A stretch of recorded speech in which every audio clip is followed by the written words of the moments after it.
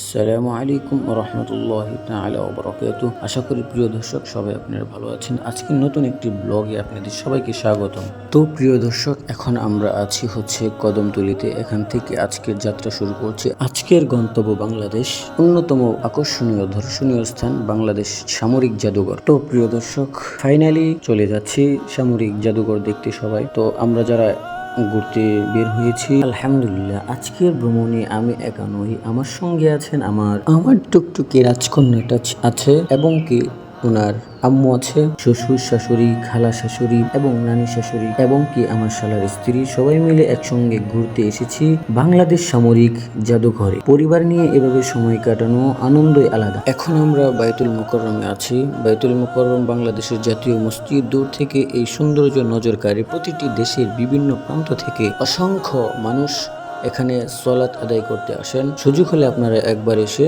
নামাজ আদায় করতে পারেন। এখন আমরা চলে যাব সচিবালয়ের দিকে। এখানে কিছু ছবি তুলে এখন আমরা রওনা হয়েছি। আমরা চলে যাব সচিবালয়ের দিকে। সচিবালয়ে চলে এসেছি। এখন আমরা লিফট দিয়ে উপরে উঠবো। উপরে উঠে টিকিট কাটবো। টিকিট কেটে তারপরে সোজা চলে যাব বিজয় সরণি। বিজয় সরণি থেকে নেমে তারপরে চলে যাব আমরা সামরিক জাদুঘরে।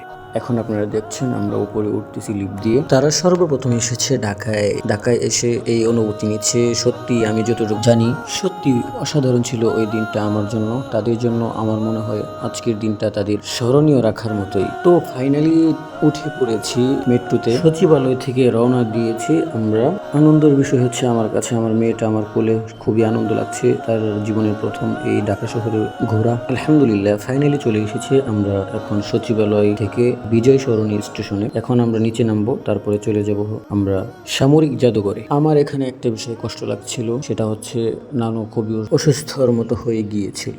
আমরাও খুব ভয়ে ছিলাম। তো বন্ধুরা, ফাইনালি চলে এসেছি বিজয় সরণি। সত্যি আলহামদুলিল্লাহ আমাদের ভ্রমণটা ছিল মেট্রো দিয়ে অনেক সুন্দর, কোনো জ্যামজট ছিল না ভিতরে। সত্যি বলতে মেট্রো রেলের ভ্রমণের অনুভূতি সত্যি দারুণ। পরিষ্কার পরিচ্ছন্ন পরিবেশ, আরামদায়ক যাত্রা, আর জানালার বাহিরে ঢাকা শহরের দৃশ্য সব মিলে অন্যরকম একটি অভিজ্ঞতা। ফাইনালি চলে এসেছি সামরিক জাদুঘরের সামনে। দূর থেকে জাদুঘরের বিশাল ও দৃষ্টিনন্দন ভবন চোখে পড়ছে। চারপাশে সুন্দর পরিবেশ, সবুজ গাছপালা আর পরিচ্ছন্নতা সত্যি মন ভালো করে দেয়। এখান থেকে আমরা টিকিট কেটেছি। 8 জনে টিকিট কেটেছি। 1200 টাকা নিয়েছে, 150 টাকা করে টিকিট। আমরা ভিতরে অবস্থান করছি এখন। খুবই সুন্দর লাগছে।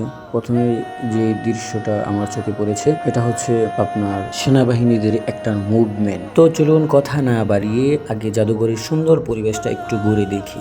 কথার জলে ভিজবে হৃদয়, ফুটবে বনে হাজার ফুল, না পাওয়া সেই নদের বুকে ভরে যাবে ঢেউয়ের ফুল। এখন আপনারা দেখতে পাচ্ছেন আমার ছোট্ট রাজকন্যা তার নানার কোলে বসে চারপাশটা খুব আগ্রহ নিয়ে দেখছে। জাদুঘরের প্রতিটি দৃশ্য যেন তার কাছে নতুন এক দৃশ্যময়। ছোট ছোট চোখে সবকিছু কৌতূহল নিয়ে দেখছে। আলহামদুলিল্লাহ পরিবারের সঙ্গে এমন সুন্দর মুহূর্তগুলো সত্যি অনেক আনন্দের বিষয়। আলহামদুলিল্লাহ চারপাশে এত সুন্দর দৃশ্য যা বলার ভাষা নেই। চারপাশে অত্যন্ত সুন্দরভাবে সবকিছু সাজানো হয়েছে। প্রতিটি গ্যালারি এমন ভাবে তৈরি করা হয়েছে যাতে একজন দর্শনার্থী সহজে বাংলাদেশের সামরিক ইতিহাস সম্পর্কে জানতে পারেন। ছোট বড় শিক্ষার্থী কিংবা পরিবার, সব বয়সের মানুষের জন্য এটি একটি দারুণ শিক্ষণীয় স্থান। এখন আমরা ধীরে ধীরে একে একটি অংশ ঘুরে দেখছি। প্রতিটি জিনিসের সঙ্গে জড়িয়ে আছে একটি ইতিহাস, একটি গল্প, এবং আমাদের দেশের গৌরবময় অতীতের স্মৃতি শুধু দেখে চলে যাওয়ার মতো নয়। প্রতিটি প্রদর্শনীর পিছনে রয়েছে অনেক ত্যাগ, সাহস এবং দেশপ্রেমের ইতিহাস। আপনারা ভিডিওতে দেখতে পাচ্ছেন জাদুঘরের প্রতিটি অংশ অত্যন্ত পরিপাটি, আধুনিকভাবে সাজানো। আলো, নকশা এবং উপস্থাপনার কারণে প্রতিটি গ্যালারি আরো আকর্ষণীয় হয়ে উঠেছে। ঘুরে দেখতে দেখতে এক মুহূর্তের জন্য গায়ে লাগেনি। যারা এখনো বাংলাদেশের সামরিক জাদুঘরে আসেননি, আমি বলবো একবার সময় করে অবশ্যই ঘুরে আসবেন। বিশেষ করে যদি ইতিহাস জানতে ভালো লাগে, তাহলে এই জায়গাটি আপনাদের জন্য অনেক ভালো হবে। আপনার অনেক ভালো লাগবে। পরিবার, বন্ধু কিংবা ছোট বাচ্চাদেরকে নিয়ে আসার জন্য এটি একটি অসাধারণ স্থান। চলুন এখন আমরা একে একে জাদুঘরের ভিতরের প্রতিটি গ্যালারি, অস্ত্র, যুদ্ধের সরঞ্জাম এবং ইতিহাসের সংগ্রহগুলো কাছ থেকে দেখি এবং সেগুলো দেখে একটু উপভোগ করার চেষ্টা করি। এখন আমরা জাদুঘরের এমন একটি অংশে চলে এসেছি যেখানে বিভিন্ন সময়ের ব্যবহৃত সামরিক অস্ত্র সংরক্ষণ করে রাখা হয়েছে। কাছ থেকে এগুলো দেখার অনুভূতি সত্যিই অন্যরকম। আপনারা দেখতে পাচ্ছেন এখানে রয়েছে বিভিন্ন ধরনের রাইফেল, পিস্তল, রিভলভার, শটগান, সব মেশিন গান এবং মেশিন গান, এগুলো প্রতিটি ভিন্ন ভিন্ন সময়ে এবং ভিন্ন প্রয়োজনে ব্যবহার করা হয়েছে। প্রতিটি অস্ত্রের পাশে তার পরিচয়, ব্যবহার এবং ইতিহাস সম্পর্কে তথ্য দেওয়া আছে, যাতে দর্শনার্থীরা সহজেই সেগুলো সম্পর্কে জানতে পারেন। শুধু ছোট অস্ত্রই নয়, এখানে রয়েছে বিভিন্ন ধরনের ভারী অস্ত্র, বড় বড় কামান এবং অন্য যুদ্ধের সরঞ্জাম। দেখে সহজেই বোঝা যায় প্রতিটি যুদ্ধ পরিচালনার জন্য কত ধরনের প্রযুক্তি ও সরঞ্জামের প্রয়োজন হয়। এই গ্যালারিতে ঘুরতে ঘুরতে মনে হয় আমাদের দেশের স্বাধীনতা ও নিরাপত্তার জন্য কত মানুষের নিজেদের জীবন উৎসর্গ করেছেন। এই অস্ত্রগুলো শুধু লোহার তৈরি কিছু জিনিস নয়, এগুলোর সঙ্গে জড়িয়ে আছে অসংখ্য বীর সেনা ও মুক্তিযোদ্ধাদের সাহসিকতার ইতিহাস। জাদুঘরে সবচেয়ে ভালো দিকগুলোর একটি হলো প্রতিটি প্রদর্শনী খুব সুন্দরভাবে সাজানো হয়েছে, ফলে কোনো তাড়াহুড়া ছাড়াই প্রতিটি জিনিস মনোযোগ দিয়ে দেখা এবং বোঝা যায়। যারা ইতিহাস, সামরিক প্রযুক্তি কিংবা বিভিন্ন ধরনের অস্ত্র সম্পর্কে জানতে আগ্রহী, তাদের জন্য এই অংশটি অবশ্যই অনেক ভালো। আমি চেষ্টা করছি যতটা সম্ভব কাছ থেকে আপনাদের সবকিছু দেখানোর জন্য, যাতে আপনারাও ভিডিওর মাধ্যমে এই অভিজ্ঞতার কিছুটা অনুভব করতে পারেন। চলুন এবার সামনে এগিয়ে দেখি আরো কি চমৎকার সংগ্রহ আমাদের জন্য অপেক্ষা করছে।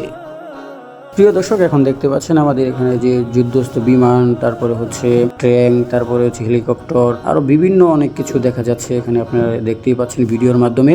এগুলা দিয়ে আমাদের আগের যে সেনারা ছিল তারা যুদ্ধ করেছেন। তো এতক্ষণ অনেক কথা বলেছি, এখন আপনারা নীরবে একটু দেখেন, জাদুঘরের প্রত্যেকটা জিনিস উপভোগ করুন আর চিন্তা করুন আসলে তারা কিভাবে আমাদের জন্য দেশ রক্ষা করেছেন, আমাদের জন্য ত্যাগ স্বীকার করেছেন। তো লেটস গো টু স্টার্ট, দেখা শুরু করি নীরবে।